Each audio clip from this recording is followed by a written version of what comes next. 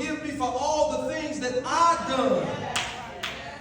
All the people that I hurt, all the lies that I told, all the mess that I've been involved with. How many times have you got down on your hands and knees and asked God to forgive you for all the things you've done? Oh, God, I'm mad about such and such. Such and such did this and such did that. And God said, what about all of this stuff that you've done? See, the enemy, he wants to blind us. He wants to blind you to the point where you live in unforgiveness. And when you live in unforgiveness, the Bible said, he said, if you don't forgive those who transgress against you, he said, my Father which art in heaven, he will not forgive you of your transgressions against him.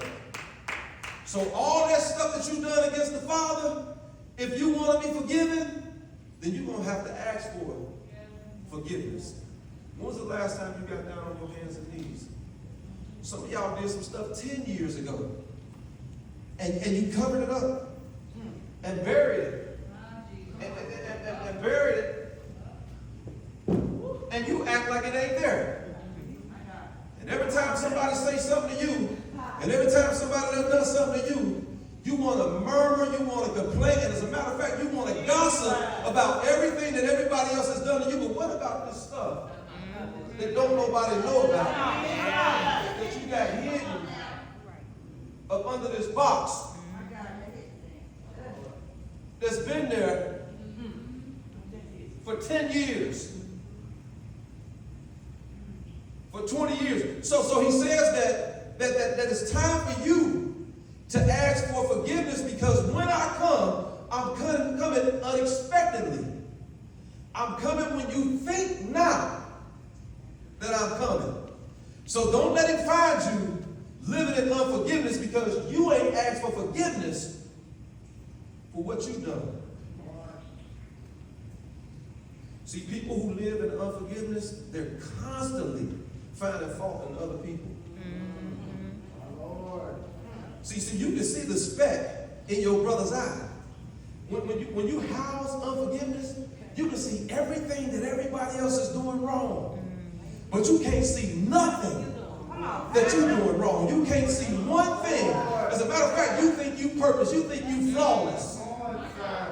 You think you ain't got no fault. You constantly talking about or pointing the finger at everything that everybody else is doing. Y'all, how many of y'all got friends like that? Every time the phone rings, you know they're about to tell you about something that somebody else is doing.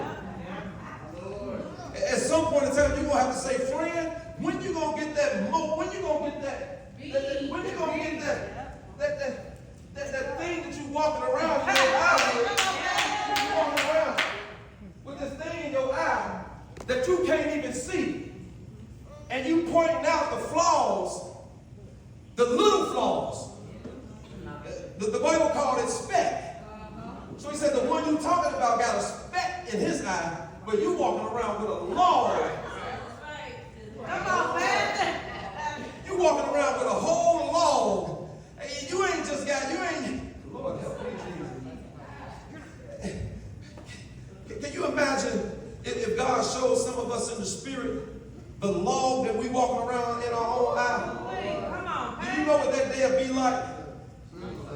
If God would just open your eyes up and allow you to see why you keep bumping your head, because you got this spiritual log in your eye that you can't even cross a boundary. You can't even move from place to place. You stuck because you refuse to allow God. Lord, help me, Jesus.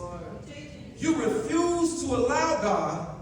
See, this is what Joseph said. He said, the Lord has made me fruitful in the land of my affliction. So where your affliction is at, if you keep your mind stayed upon the